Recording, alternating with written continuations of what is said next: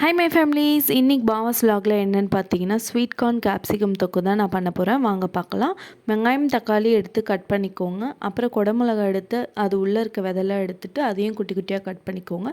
கொத்தமல்லி, கருவேப்பிலை, அப்புறம் ஸ்வீட் கார்னை வாஷ் பண்ணி வச்சுருக்கேன்.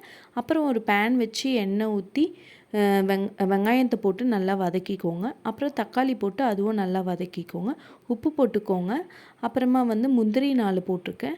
Red chilli powder, coriander powder, அப்புறம் கரம் மசாலா இதெல்லாம் போட்டு நல்லா வதக்கிக்கோங்க. அப்புறம் ஆஃப் பண்ணிவிட்டு ஆற வச்சுட்டு மிக்ஸி ஜாரில் மாற்றி நல்லா பேஸ்ட்டாக அரைச்சி எடுத்துக்கோங்க.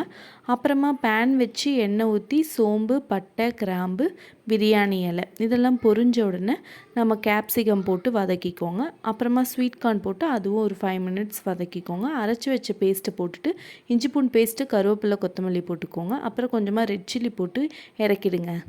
பாய்.